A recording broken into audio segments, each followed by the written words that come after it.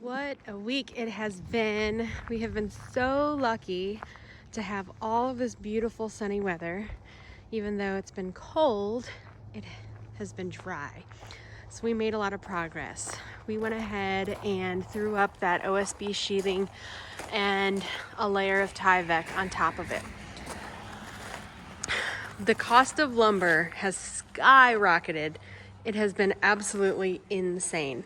So we originally were going to do zip board on this like we did the house, but the cost has just been ridiculous. Just a point of reference, to save some money, we went with this OSB 4-foot by 8-foot sheets. This is the identical OSB that I used in the brewery in 2019. I actually used it in a decorative fashion. I sanded off all of the marks and then used it for a decorative wall in the tap room and then just threw a coat of poly on it. So for reference, these identical 4x8 sheets, I think at the time I got for about $8.09 a sheet.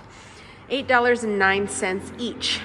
Now, they are running a little over $32 a sheet. So that's just a point of reference since 2019, how much that has skyrocketed. Lumber is just through the roof right now. So to save money, I just went with OSB, threw a layer of Tyvek on it. I really would have loved to use that zip, but it just was too expensive. I'm super thrilled with how these end walls have turned out. These metal studs with the arch track have been super, super strong. We got an extension ladder and we're finally able to get those top trim pieces on before that sheeting went up, because you can't really access the bolt holes. So it really was, it was windy and it was cold, but it was dry. So we were able to get this up very fast. I had a crew of 2 guys who really just banged it out. They're amazing. So this is the back end wall. There's just gonna be a basic SteelMaster door here. In terms of the outside, we did a lot of grading. I'm working on this edge, I'm working on some fencing plans and just really graded it, cleaned it up, and we're gonna throw crushed asphalt throughout. I'm gonna do some 57 or wash stone up against the perimeter of the building, as well as I'm gonna throw just pressure treated railroad ties down, and then maybe about 12 to 18 inches of that same wash stone. I need to keep things tight and lean in terms of budget.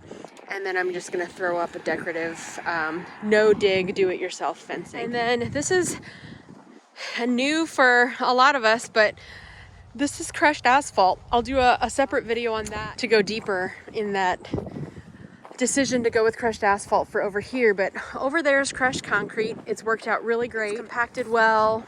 It's sturdy, aside a few little spots that settled. I have to say I'm very happy with it. My husband absolutely hates it though, because it's so dusty. And I think with any type of gravel, you're gonna get a lot of dust, but it's really dusty, and when it's wet, it does track, but that's to be expected. I didn't really have many options as we couldn't afford paving this, but I needed something really, really sturdy for when big rigs come in here to deliver. They're gonna go around that curb and then back up to this pad for deliveries. So I did some research, and crushed concrete runs about $13 a ton and crushed asphalt runs about $14 a ton. So it's not very much more expensive, but if we can keep getting this compacted down over time with heat and pressure and sun, I think it's going to bond up and be sturdier and less dusty. So we'll see. We just kind of have this first entry path where there's going to be a lot more parking. That's eventually going to be the courtyard, but I decided to throw crushed asphalt down there, and then I've got more stuff going around the corner, which I'll do in a later video. Sorry for the wind, it's a little crazy, but I just wanted to point out this beautiful craftsmanship here. So we've got the 10-foot by 9-foot door, overhead door that's coming in here. And then, because I'm complicated and I wanted to have a little bit of an inlet, I'm just so happy with how this turned out. So instead of going all the way across, I wanted a little bit of a sheltered entryway into this man door for packages and just a little bit of protection if packages have to drop. I've got the lip of the building there, and it's just like a little cozy entryway. I love it. I love it so much. It turned out great. I'm really impressed with the crew and how they just superbly notched out that ridge detail line there for these walls that turned 90 degrees, and we had corners made. So it's really impressive. It's coming together quickly, even though it's expensive, and even though it would just be a heck of a lot cheaper to do lap siding. These walls aren't terribly large, so I would love to mimic the house and still do that fiber cement board siding with the batten strips. I just love a smooth siding, vertical. And so we'll see how that turns out. I'm really excited. That's coming up next. So I really got to get to work on hand grading the perimeter around the slab to get positive drainage out, and some more grading to do here. Then we'll get some stone in, and we'll move on to siding, and then electrical, drywall, and that's pretty much it. So this interior support structure has been temporary. Now that we have the end walls up, these can come down, and it's just going to be clear span. There's nothing in the center of this building bracing it up.